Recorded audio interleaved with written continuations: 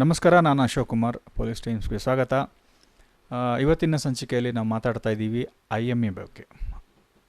ನಿಮಗೆ ಗೊತ್ತಿರೋ ಹಾಗೆ IMAಯಲ್ಲಿ ಲಕ್ಷಾಂತರ ರೂಪಾಯಿ ಹೂಡಿಕೆ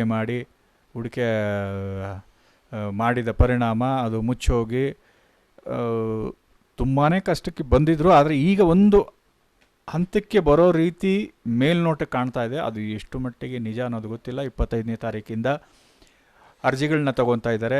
ಆ ಅರ್ಜಿಗಳು ಯಾವ ರೀತಿ ಇರ್ತದೆ ಏನು ಅನ್ನೋದ್ರ ಬಗ್ಗೆ ಮತ್ತು ಇದ್ರ ಬಗ್ಗೆ ಇನ್ನಷ್ಟು ಮಾಹಿತಿಗಳನ್ನ ನಾವು ಇವತ್ತು ಸಾಮಾಜಿಕ ಕಾರ್ಯಕರ್ತರಾದ ಆಲಂ ಪಾಷಾ ಅವ್ರ ಹತ್ರ ನಾವು ಕೇಳಿ ತಿಳ್ಕೊಳ್ಳೋಣ. ಸರ್ ನಮಸ್ಕಾರ. 18 to 19 ಮಂತ್ಸ್ನಿಂದ ನಮ್ಮ ಮನ್ಸೂರ್ ಖಾನ್ ಅವ್ರದ್ದು ಕೇಸ್ ಆಯಿತು.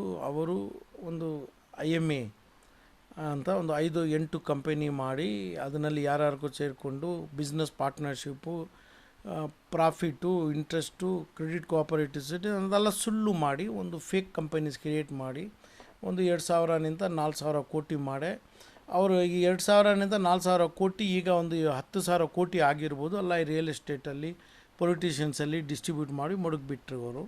ಅದಕ್ಕೆ ಆಮೇಲೆ ಇದು ಗೊತ್ತಾಯಿತು, ಅವರೇ ಬಂದು ಸರೆಂಡರ್ ಆಯಿತು. ಪೊಲೀಸು ತನಿಖೆ ಆಗಿ ಆಮೇಲೆ FIR ಒಂದು 73 ಅಂತ ಒಂದು FIR ನಂಬರ್ ಮಾಡಿ ಅದರಲ್ಲಿ ಎಷ್ಟು ಜನ ಬೇರೆಯವರು ಇದ್ದಾರೋ ಇದರಿಂದ 80,000 1 ಲಕ್ಷ ಜನಕ್ಕೆ ಮೋಸ ಆಗಿರೋದು.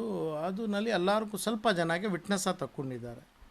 ವಿಟ್ನೆಸ್ ತಕ್ಕೊಂಡು ಒಂದೇ ಕೇಸ್ ಆಯಿತು 73 ಆಫ್ 2019. ಅದರಲ್ಲಿ ಚಾರ್ಜ್ ಶೀಟು CBI ಅವರು ಫೈಲ್ ಮಾಡಿ ಆಯಿತು.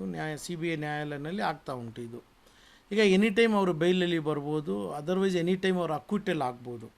ಎನಿ ಟೈಮ್ ಕೋರ್ಟ್ ಮುಂಚೆ ಇವರು ಅವ್ರ ಕಡೆ ಇರೋ ದುಡ್ಡಿಗೆ ಲೆಕ್ಕನೇ ಇಲ್ಲ. ಅದಕ್ಕೆ 4,000 ಕೋಟಿ 20,000 ಕೋಟಿನೂ ಆಗಿರ್ಬೋದು. ಲಾಭ ಕೂಡಿ ಅವ್ರದ್ದು ಎಲ್ಲ ಇನ್ವೆಸ್ಟ್ಮೆಂಟ್ಗಳೇ ಅವ್ರದ್ದು ಅದರಲ್ಲಿ ಆಗಿರ್ಬೋದು. ಅದಕ್ಕೋಸ್ಕರ ಅವ್ರು ಯಾರು ನ್ಯಾಯ ಮಾಡುವ ಇದು ನಮ್ಮ ವಕೀಲ್ಗಳಿಗೆ ನ್ಯಾಯ ಮಾಡಿಸೋದಕ್ಕೆ ಏನೇನು ಎಫರ್ಟ್ಸ್ ಮಾಡ್ತಾರೋ ಸುಪ್ರೀಂ ಕೋರ್ಟ್ ಅಡ್ವೊಕೇಟ್ಸ್ನಿಂದ ಇಡೀ ದೇಶ ಅಡ್ವೊಕೇಟ್ಸ್ಗೆ ಅವ್ರು ಎಂಗೇಜ್ ಮಾಡೋದಕ್ಕೆ ತಾಕತ್ತುಂಟು ಅವ್ರಿಗೆ. ಅದು ಮಾಡ್ಬೋದು, ಮಾಡಿ ಅಕ್ವಿಟಲ್ ಆಗ್ಬೋದು. ಅಕ್ವಿಟಲ್ ಅಂತೆ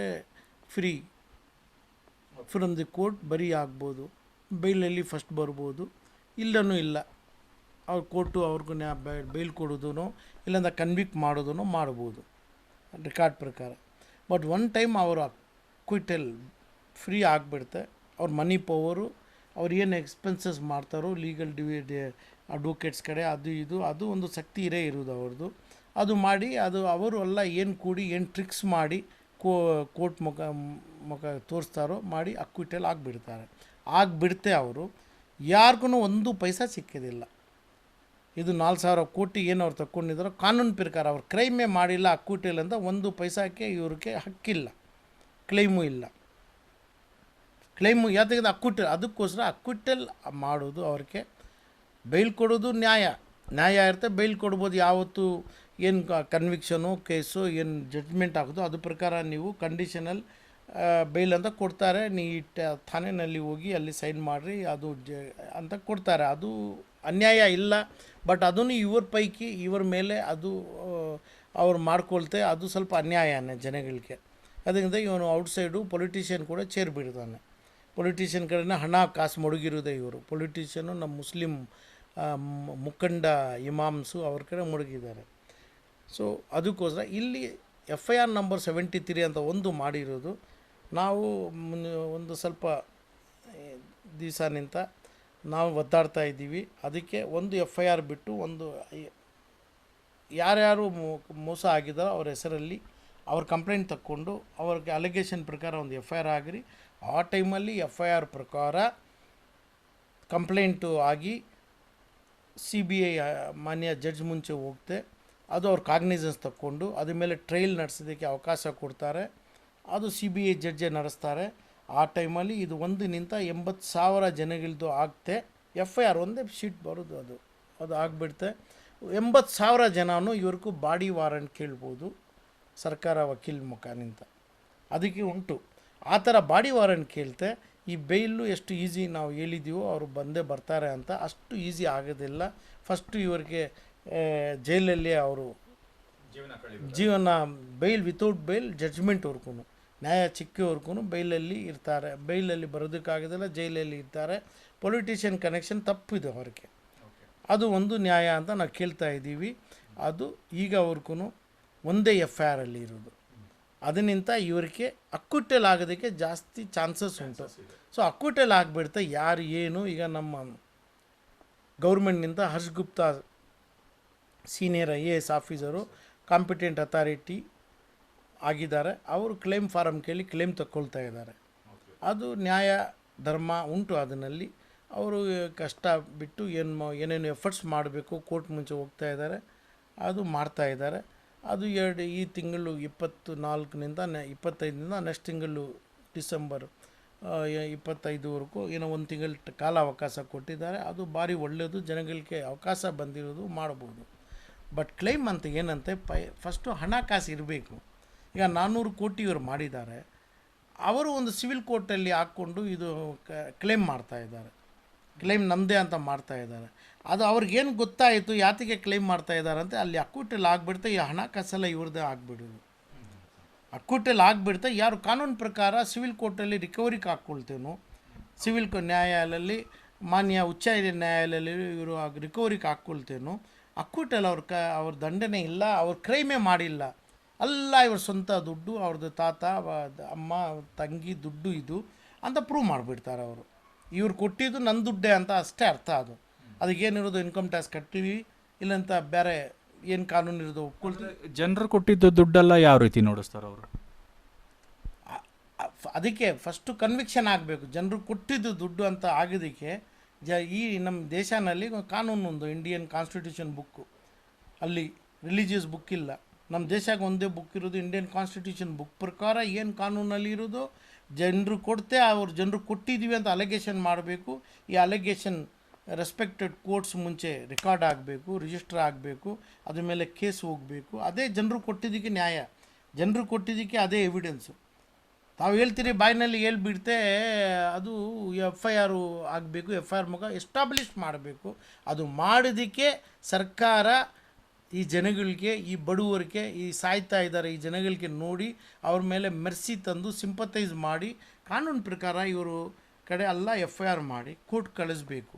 ಹಾಗೇ ಅದು ಜನಗಳಿಗೆ ಕೊಟ್ಟಿದ್ದಾರೆ ಅಂತ ಎಸ್ಟಾಬ್ಲಿಷ್ ಆಗೋದು, ಇಲ್ಲಂದ್ರೆ ಟ್ರಾನ್ಸಾಕ್ಷನ್ ಏನು ಆಗೋದು. ಪ್ರತಿಯೊಂದು ಸರ್ಕಾರನೇ ಮಾಡಬೇಕಾ? ಯಾಕೆ ದುಡ್ಡು ಕೊಟ್ಟಿರೋರು ಅವರೇ ಇಂಡಿವಿಜುವಲ್ ಆಗಿ ಹೋಗಿ ಯಾಕೆ ಕಂಪ್ಲೇಂಟ್ ಕೊಡ್ತಾ ಇಲ್ಲ? ಇಲ್ಲ, ಕಂಪ್ಲೇಂಟ್ ಕೊಡ್ತೇನೋ ಕಂಪ್ಲೇಂಟ್ ಮಾಡಿದ್ದಾರೆ ಇಲ್ವಾ? ಒಂದೇ ಕಂಪ್ಲೇಂಟ್ ಆಗಿರೋದು. ಆ ಕಂಪ್ಲೇಂಟಲ್ಲಿ ಎಲ್ಲರಿಗೂ ಜೋಡಿಸ್ಕೊಂಡಿದ್ದಾರೆ ಆಸ್ ಎ ವಿಟ್ನೆಸ್ಸು ಎವಿಡೆನ್ಸ್ ಅಂತ. ವಿಟ್ನೆಸ್ ಎವಿಡೆನ್ಸ್ ಬರೋದು ಒಂದು FIR ಮೇಲೆ, ನನ್ನ ಮೇಲೆ FIR ಮಾಡಿದ್ದಾರೆ ಅಗೇನೆಸ್ಟ್ ಅಂತೆ, ತಾವು ಅಗ್ರೀಡ್ ಆಗಿದ್ದೀರಂತೆ. ಅದು ನಮ್ಮ FIR ಅಲ್ಲೇ ತಮ್ಮ ಹೆಸರು ಹಾಕ್ಕೊಂಡಿದ್ದಾರೆ. 73 FIR, ಅದು 73 ಆಫ್ 2019 ಅದನ್ನಲ್ಲಿ ಸ್ಟ್ರಾಂಗ್ ಕೋರ್ಟ್ ಮುಂಚೆ, ನ್ಯಾಯಾಲಯ ಮುಂಚೆ ಸ್ಟ್ರಾಂಗ್ ಕೇಸ್ ಆಗೋದಿಲ್ಲ.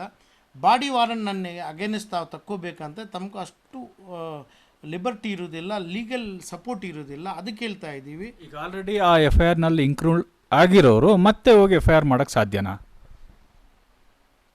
ಇನ್ಕ್ಲೂಡ್ ಅವರಾಗಿಲ್ಲ, ಅವರು ಇನ್ಕ್ಲೂಡ್ ಮಾಡ್ಕೊಂಡಿದ್ದಾರೆ.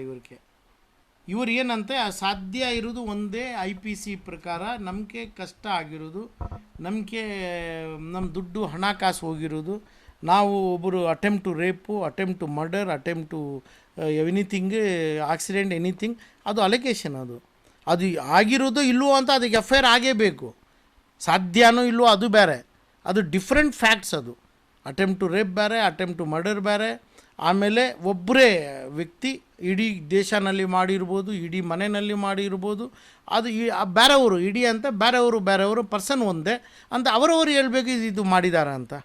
ಯಾಕೆಂದರೆ ನಾಳೆ ನನ್ನ ಕಂಪನಿ ಮಾಡಿರೋದು ನಾವಿಲ್ಲ ಅಂತ ಅವನು ಹೋಗ್ಬೋದು, ನಾವು ಮಾಡಿದ್ದೀವಿ ನನ್ನ ಕಂಪನಿ ಅಸೆಟ್ ತೆಗ್ಬಿಡ್ರಿ ಅಂತಲೂ ಹೇಳ್ಬೋದು ಇವನು, ಯಾರು ಮನ್ಸೂರ್ ಖಾನು.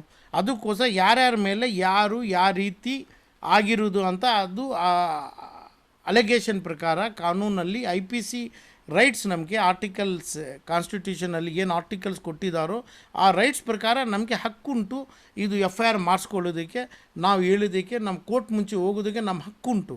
ಈ ಹಕ್ಕು ನಾವು ಸ್ಪೆಂಡ್ ಮಾಡಬೇಕು. ಅದಕ್ಕೆ ನಮಗೆ ಸರ್ಕಾರನೋ ಪೊಲೀಸ್ ಠಾಣೆಯವರು ನಮಗೆ ಮಾನ್ಯ ಜಡ್ಜ್ವರೆಗೂ ಹೋಗೋದಕ್ಕೆ ಅವಕಾಶ ಕೊಡಬೇಕು. ಓಕೆ ಸರ್, ಕೊನೆಯದಾಗಿ ಅಷ್ಟು ಜನ ಈಗ ತುಂಬ ನೊಂದಿರೋ ಜನ ಅವ್ರಿಗೆ ಯಾವ ರೀತಿ ನೀವು ಸಲಹೆ ಹೇಳ್ತೀರಾ? ಈಗ ಮಾನ್ಯ respected IAS officer competent authority ಅಂತ KPID ಆ್ಯಕ್ಟಲ್ಲಿ ಕಾನೂನು ಉಂಟು. ಆ ಕಾನೂನು ಪ್ರಕಾರ ಅವರು ಆಗಿದ್ದಾರೆ. ಸ್ಪೆಷಲ್ ಆಫೀಸರ್ ಕಾಂಪಿಟೆಂಟ್ ಅಥಾರಿಟಿ ಅಂತ ಗೌರ್ಮೆಂಟ್ಗೆ ಏನು ಹಕ್ಕು ಇರೋದು ಆ ಹಕ್ಕು ಇವ್ರ ಮೇಲೆ ಬಂದಿರೋದು ಮಾಡ್ತಾ ಇದ್ದಾರೆ. But government is always government. Government ಬಂದು ನ್ಯಾಯಾಲಯನೋ ಜುಡಿಷಿಯಲ್ ಡಿಪಾರ್ಟ್ಮೆಂಟು ಆಗೋದಕ್ಕೆ ಆಗ್ತಾಯಿಲ್ಲ. ಅವ್ರ ಸೆಕ್ರೆಟ್ರಿ ಆಗಲಿ, ಅಡಿಷ್ನಲ್ ಸೆಕ್ರೆಟ್ರಿ ಆಗಲಿ, ಕಾಂಪಿಟೆಂಟ್ ಅಥಾರಿಟಿ ಆಗಲಿ ಕ್ಲೈಮ್ ಫಾರಮ್ ತಕ್ಕೋಬೋದು. ಕ್ಲೈಮ್ ನಿಜ ಇರೋದು ಅಂತ ಮಡುಕ್ತಾರೆ. ಇಷ್ಟು ಜನ ಅದು ಕ್ಲೈಮ್ ಉಂಟು, ನಮಗೆ 2,000 3,000 ಕ್ಲೈಮ್ ಕೋಟಿದು ಕ್ಲೈಮ್ ಇರೋದು, ನನ್ನ ಕಡೆ ಇರೋದು 300 ಕೋಟಿ ಅಂತ. ಆಮೇಲೆ ಈಗ ನಾವೇನು ಹೇಳ್ತಾ ಇದ್ದೀವೋ ಅದು ಪ್ರಕಾರ FIR ಅಲ್ಲಿ ಬಂದು FIR ಜಾಸ್ತಿ ಆಗ್ತೆ. ಅದರಲ್ಲಿ ನನ್ನ ಆಲಂ ಪಾಷಾ ಕಡೆನೂ 400 ಕೋಟಿ ಕೊಟ್ಟಿದ್ದೀವಿ. ಇನ್ನೊಬ್ಬರು ಪಾಷಾ ಕಡೆ 500 ಕೋಟಿ ದುಬೈನಲ್ಲಿ ಇನ್ವೆಸ್ಟ್ ಮಾಡಿದ್ದೀವಿ. 200 ಖಾನ್ ಕಡೆ ಅಂತ ಇವರು 100 FIR 1 ಲಕ್ಷ FIR ಅಲ್ಲಿ ಕೇಳ್ತಾರೆ. ಅಲ್ಲಿ ನಮ್ಮ ಲರ್ನೆಡ್ ಪಬ್ಲಿಕ್ ಪ್ರಾಸಿಕ್ಯೂಟರ್ ಕೇಳಿದ್ದಕ್ಕೆ ಅವಕಾಶ ಬೇಕು. ಅವರು ಕೇಳ್ತೆ ಇದೆಲ್ಲ ಹಣಕಾಸು ಈಗ 400 ಕೋಟಿ ಇದ್ದು ಆಮೇಲೆ ಅವ್ರು ನಂದೇ ಅಂತ ರಿಕವರಿ ಮಾಡೋದು ನಿಂತ 400 ಕೋಟಿನಂತ 8,000 ಕೋಟಿವರೆಗೂ ರಿಕವರ್ ಮಾಡೋದಕ್ಕೆ ಒಂದು ಅವಕಾಶ ಮಾಡೋದಕ್ಕೆ ನಾವು ಕೇಳ್ತಾ ಇದ್ದೀವಿ. ಅದೇ ಆಗಬೇಕು, 8,000 ಕೋಟಿ ಆಗಬೇಕು. ಅದು ಒಂದು ನ್ಯಾಯಾಲಯನಿಂದ ಆಗಬೇಕು.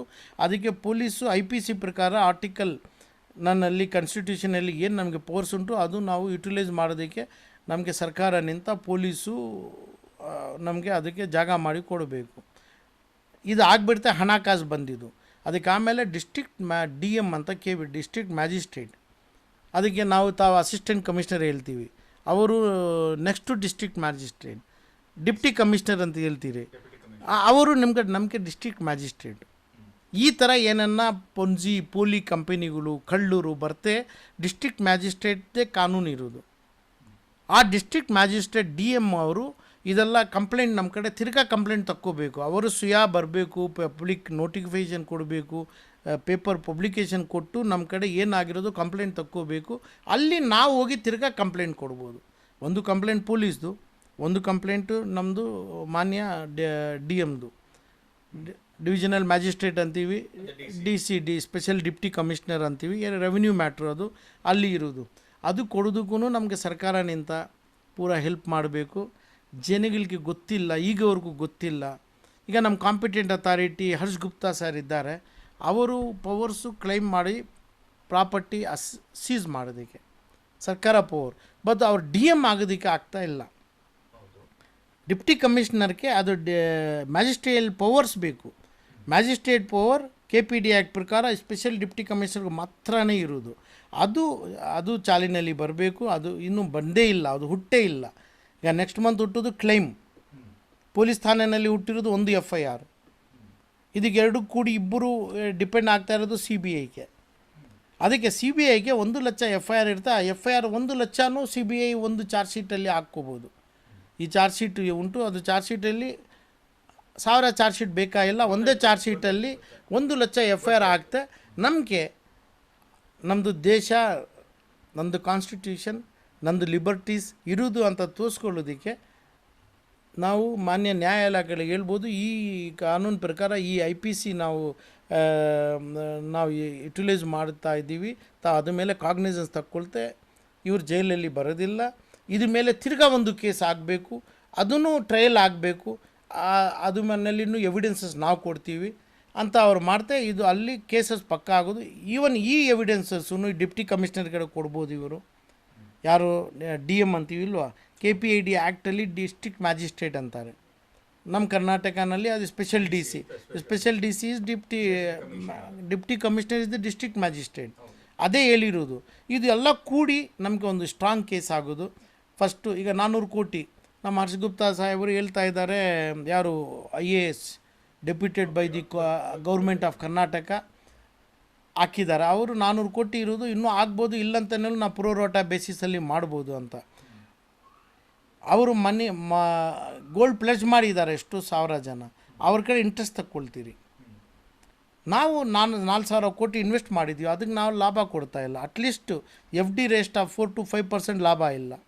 ಯಾರು ಇವರು ಹೇಳ್ತಾ ಇರೋದು, ನೀವು ಏನು ತಕ್ಕೊಂಡಿದ್ದೀರೋ ಅದು ಬಿಟ್ಟು ನಾವು ಹಣಕಾಸು ಅದ ಮೇಲೆ ಎಷ್ಟು ಪರ್ಸೆಂಟೇಜ್ ಬಂದಿರೋದು 10% ಬರುತ್ತೆ, ನಾ 10% ಪ್ರೋರಾಟ ಬೇಸಿಸಲ್ಲಿ ನಾ ಡಿಸ್ಟ್ರಿಬ್ಯೂಟ್ ಮಾಡ್ಬೋದು ಕೋರ್ಟ್ ಅಭಿಪ್ರಾಯ ತಕ್ಕೊಂಡು ಅಂತಾರೆ ಇವರು. ನಾವೇನು ಹೇಳಿದ್ದು ಅಂತ, ಈಗ 400 ಕೋಟಿನಿಂದ 8,000 ಕೋಟಿ ಮಾಡಿರಿ, ತಾವೆಲ್ಲಿ ಮಾಡೋದಕ್ಕಾಗೋದು ಅಂಟಿಲ್ CBI ಅವ್ರಿಗೆ ಅರೆಸ್ಟ್ ಮಾಡಿ. ಬೇರೆ ಅಕ್ಯೂಸ್ ಇದ್ದಾರೆ, ಮನ್ಸೂರ್ ಖಾನ್ ಮಾತ್ರ ಇಲ್ಲ ಅದರಲ್ಲಿ. ನಮ್ಮ ಮುಸ್ಲಿಮ್ ರಿಲಿಜಿಯಸ್ ಮುಲ್ಲಾಗಳಿದ್ದಾರೆ, ಅದರಲ್ಲಿ ಮಸೂದಿಗಳು ಕಟ್ಕೊಂಡಿದ್ದಾರೆ, ಇವರು ಮದ್ರಸೆಗಳು ಮಾಡ್ಕೊಂಡಿದ್ದಾರೆ, ಪೊಲಿಟಿಕಲ್ ಲೀಡರ್ಸು ಫಾರಿನಲ್ಲಿ ಫಂಡ್ ಇಟ್ಟು ಇನ್ವೆಸ್ಟ್ಮೆಂಟ್ ಮಾಡಿಬಿಟ್ಟಿದ್ದಾರೆ, ಇದು ತಕ್ಕೊಂಡು ಇಲ್ಲಿನೂ ಮಡಗಿದ್ದಾರೆ. ಇದೆಲ್ಲ ಅರೆಸ್ಟ್ ಮಾಡಬೇಕು, ಈ ಮುಲ್ಲಾಸ್ಗೆ ಅರೆಸ್ಟ್ ಮಾಡಬೇಕು, ಪೊಲಿಟಿಷಿಯನ್ಸ್ಗೂ ಅರೆಸ್ಟ್ ಮಾಡಬೇಕು, ಈ ಹಣಕಾಸು ರಿಕವರ್ ಮಾಡಬೇಕು. ಇದು ನಮ್ಮ ಹರ್ಷ್ ಗುಪ್ತಾ ಕಡೆ ಇಲ್ಲ, ಅದು ಇರೋದು CBI ಕಡೆ. ಅದಕ್ಕೋಸ್ಕರ FIRs ಪ್ರಕಾರ ಇದು ಆಗ್ತೆ 8,000 ಕೋಟಿ ಆಗ್ತೆ. ಇವು ನಮ್ಮ IAS ಅಧಿಕಾರಿ ಹೇಳೋ ಪ್ರಕಾರ ಅದು ದುಡ್ಡಿನಲ್ಲಿ ಏನು ಕೊಟ್ಟಿದ್ದಾರೋ ಆ ದುಡ್ಡಿನಲ್ಲಿ ತಕ್ಕೊಂಡಿರೋ ದುಡ್ಡು ಡಿಡಕ್ಟ್ ಮಾಡಿ ಬ್ಯಾಲೆನ್ಸು ಒಂದು 10 ರೂಪಾಯಿ ಬರೋದು ಅಂತೆ, ಪ್ರೋರೋಟ ಅಂತ. ಅದರಲ್ಲಿ 2 ರೂಪಾಯಿನ ಕೊಡೋದಕ್ಕಾಗೋದು, 2 ರೂಪಾಯಿ ಕೊಡ್ತೀವಿ, 8 ರೂಪಾಯಿ ಇಲ್ಲ ಕೊಡಬೇಕಂತ ಹಾಕಿ ಫಿನಿಷ್ ಮಾಡಿಬಿಡ್ತೀವಿ ಅಂತ ಇರೋದು. ಇವರು ಹೇಳ್ತಾ ಇರೋ ಕಾನೂನು. ನಾನು ಹೇಳ್ತಾ ಇರೋ ಕಾನೂನು ಏನಂತೆ, 8,000 ಕೋಟಿ 4,000 ಕೋಟಿ ಇವ್ರು ಕೊಟ್ಟಿರ್ತೆ, 10,000 ಕೋಟಿಗೆ ಮೇಲೆ ಆಗಿರ್ಬೋದು, ಎಲ್ಲರಿಗೂ ಲಾಭ ಕೊಡ್ರಿ. ಆಮೇಲೆ ಏನು ಎಕ್ಸ್ಪೆನ್ಸ್ ಇನ್ನೂ ಬ್ಯಾಲೆನ್ಸ್ ಏನಾಗೋದು ಅದು ಸರ್ಕಾರಕ್ಕೆ ಏನು ಎಕ್ಸ್ಪೆನ್ಸ್ ಮಾಡ್ತಿರೋ ಸರ್ಕಾರ ಪಬ್ಲಿಕ್ ಎಕ್ಸ್ಚೇಕ್ಯೂರ್ನಿಂದ ಅದಕ್ಕೆ ಬೇರೆ ಮಾಡಿಕೊಳ್ರಿ. ಅದು ಯಾರ್ದೂ ದುಡ್ಡು ಯಾರು ಎಲ್ಲಿ ಅನ್ಯಾಯ ಮಾಡೋದೂ ಇಲ್ಲ. ಬಟ್ ಎಲ್ಲಿ ದುಡ್ಡಿರೋದು ತಕ್ಕೋಬೇಕಂತೆ ಮೋರ್ ಇನ್ವೆಸ್ಟಿಗೇಷನ್ ಆಗಬೇಕು, ಎವ್ರಿಬಡೀಸ್ ಅಲಿಗೇಷನ್ ಕೇಳಬೇಕು. ಆಮೇಲೆ ಡಿಸ್ಟ್ರಿಕ್ಟ್ ಮ್ಯಾಜಿಸ್ಟ್ರೇಟ್ ಚಾಲಿನಲ್ಲಿ ಬರಬೇಕು, ಅವರು ಕಂಪ್ಲೇಂಟ್ ತಕ್ಕೊಂಡು ಅವರ ಅಧಿಕಾರ ಅವರು ಮಾಡಬೇಕು. ಕಾಂಪಿಟೆಂಟ್ ಅಥಾರಿಟಿ ಈ 1 ತಿಂಗಳಲ್ಲಿ ಏನಿರೋದು ಕ್ಲೇಮ್ಸ್ ಎಲ್ಲ ತಕ್ಕೋಬೇಕು. ಅದು ಮಾತ್ರನೇ, ಅದರಲ್ಲಿ ಸ್ವತ್ತು ಬರೋದಿಲ್ಲ. ಯಾರನ್ನ ಕೊಡ್ತೆ ಸೀಸ್ ಮಾಡ್ಕೊ ಅಂತ ಮಾಡ್ಕೊಳ್ತಾರೆ ಇವರು. ಅದು ಯಾರನ್ನ ಅಂತ ಕೋರ್ಟ್ ಮುಖಾನಿಂದ CBI ಅವ್ರಿಗೆ ಹೇಳ್ತೆ, ರೈಡ್ ಮಾಡ್ತೆ, ಅರೆಸ್ಟ್ ಮಾಡ್ತೆ, ಮಾಡಿ ಹೇಳ್ತೆ, ಅಲ್ಲಿ ನಿಂತ ಅವ್ರು ಮಾಡ್ಕೋಬೋದು. ಇಲ್ಲ ಅಂತ ಏನಾಗೋದಂತೆ, ಎಲ್ಲಿ ಅವರು ಮಾಡ್ಕೊಳ್ತಾರೋ ಕಾನ್ಫಿಸ್ಕೇಟ್, ಪಬ್ಲಿಕ್ ಆ್ಯಕ್ಷನ್, ಅಟ್ಯಾಚ್ಮೆಂಟ್, ಅದು ಇವರು ಅಕ್ಯೂಸ್ಡ್ ಈ ದರಿದ್ರ ಮನ್ಸೂರ್ ಖಾನು ಕೋರ್ಟ್ಗೆ ಹೋಗಿ ಇವ್ರು ಮಾಡಿರೋ ತಪ್ಪು ಇದು ನಂದು ಅಂತ ರಿಲೀವ್ ಮಾಡಿ ಅಷ್ಟು ಅಧಿಕಾರ ಉಂಟು. ಅದಕ್ಕೋಸ್ಕರ ಇನ್ವೆಸ್ಟಿಗೇಷನಲ್ಲಿ ಅವರನ್ನು ತಪ್ಪು ಮಾಡಿದ್ದಾರೆ, ಆ ತಪ್ಪು ಮಾಡೋದಕ್ಕೆ ಮುಲ್ಲಾಕಲು ಮಾಡಿದ್ದಾರೆ, ಪೊಲಿಟಿಷಿಯನ್ಸು ಮಾಡಿದ್ದಾರೆ ಅಂತ ಪ್ರೂವ್ ಆಗಬೇಕಂತ 1 ಲಕ್ಷ FIR. ದಟ್ ಈಸ್ 1 ಲಕ್ಷನೋ 20,000ನೋ 100ನೋ ಎಷ್ಟು ಜನ ಅದು ಹಣಕಾಸು ಹೋಗಿರೋದು ಅಷ್ಟು ಜನಕ್ಕೆ ಇಂಡಿವಿಜುವಲ್ ಅಲಿಗೇಷನ್ ಇರಬೇಕು. ಅಲಿಗೇಷನ್ ಮೇಲೆ ಕೋರ್ಟಲ್ಲಿ ನ್ಯಾಯ ಇರಬೇಕು. ಒಂದೊಂದು ಅಲಿಗೇಷನ್ಗೆ ಒಂದೇ ಚಾರ್ಜ್ ಶೀಟಲ್ಲಿ ಆಗಲಿ, ಅವ್ರಿಗೆಲ್ಲರೂ ಪವರ್ ಇರುತ್ತೆ. ಈ ಪವರ್ ಪ್ರಕಾರ ನಮ್ಮದು ಕ್ಲೈಮ್ ಮಾಡೋದಕ್ಕೆ ಡಿಪ್ಟಿ ಕಮಿಷನರ್ ಮುಂಚೆ ಮ್ಯಾಜಿಸ್ಟ್ರೇಟ್ ಕೋರ್ಟ್, ಈ deputy commissioner DM, special DC and the competent authority called Harsh Gupta, ಇವರೆಲ್ಲರೂ ಕೂಡಿ ಹೋಗೋದು ತಿರ್ಗಾ ಸ್ಪೆಷಲ್ ಕೋರ್ಟ್ಗೆ. ಆ ಸ್ಪೆಷಲ್ ಕೋರ್ಟಲ್ಲಿ ಹೋಗಿ ಅಲ್ಲಿ ಮಡಗ್ತಾರೆ. ಇವ್ರದ್ದು ಇದು ಕಂಪ್ಲೇಂಟು, ಪೊಲೀಸ್ ಕಂಪ್ಲೇಂಟ್ ಇಲ್ಲ, ಪೊಲೀಸ್ ಕಂಪ್ಲೇಂಟು CBI ಕೋರ್ಟಲ್ಲಿ ಮಡಗಬೇಕು. ಆಮೇಲೆ ಇದು ಮಾತ್ರ ಇದು ಹೋಗಿ ಅವ್ರ ಸ್ಪೆಷಲ್ ಕೋರ್ಟಲ್ಲಿ ಹೋಗಿ ಅಲ್ಲಿ ನ್ಯಾಯಕ್ಕೆ ಒಂದು ಆರ್ಡರ್ ತೆಗ್ತಾರೆ, ಇಷ್ಟು ಕೊಡ್ಬೋದು, ಇಷ್ಟು ಉಂಟು, 5,000 this much of crores are there, ನಮಗೆ 70% ವಿತ್ ಲಾಭ ಕೊಟ್ಟಿದ್ದೀವಿ, 30% ಸರ್ಕಾರಕ್ಕೆ ತಕ್ಕೋಬೋದು ಅಂತ ಆರ್ಡ್ರೂ ಕೋರ್ಟ್ನಿಂದ ಮಾಡ್ಕೋಬೋದು. ಸೊ ಕಾರ್ಯಕ್ರಮಕ್ಕೆ ಭಾಗವಹಿಸೋದಕ್ಕೆ ತುಂಬ ಸಂತೋಷ. ಭಾಳಷ್ಟು ಮಾಹಿತಿಗಳನ್ನ ಕೊಟ್ಟಿದ್ದೀರಾ. ನಮಸ್ಕಾರ. Thank you sir. ಸ್ನೇಹಿತರೆ, ಇಲ್ಲಿಗೆ ಈ ಕಾರ್ಯಕ್ರಮ ಮುಗಿಸ್ತಾ ಇದ್ದೀನಿ. 25ನೇ ತಾರೀಕಿಂದ ಅದೇನು ನೋಂದಣಿ ಮಾಡ್ತಾರೆ ಯಾವುದಕ್ಕೂ ಹೋಗಿ ನೋಂದಣಿ ಮಾಡಿಸ್ಕೊಳ್ಳಿ. ಮತ್ತು ಸಾಮಾಜಿಕ ಕಾರ್ಯಕರ್ತರು ಆಲಂ ಪಾಷಾ ಅವರು ಹೇಳೋ ಪ್ರಕಾರ ಇದು ಇದೇನು ಮುಗಿದೋಗಿಲ್ಲ, ಇದಿನ್ನೂ ಪ್ರಾರಂಭದಲ್ಲೇ ಇದೆ. ಇದು ಯಾವಾಗ ಮುಗಿಯುತ್ತೆ ಅಂತ ಗೊತ್ತಿಲ್ಲ. ಹೆಚ್ಚಿನ ವಿವರ ಮತ್ತಷ್ಟು 25ನೇ ತಾರೀಕು ಮೇಲೆ ನಾವೇ ಕೊಡ್ತೀವಿ ನಿಮಗೆ ಏನು ನಡೀತಾ ಇದೆ ಅಂತ. ಅಲ್ಲಿವರೆಗೂ ಸಹೋದ್ಯೋಗಿ ಮೋಮಿನ್ ಜೊತೆಗೆ ಅಶೋಕ್ ಕುಮಾರ್, ನಮಸ್ಕಾರ.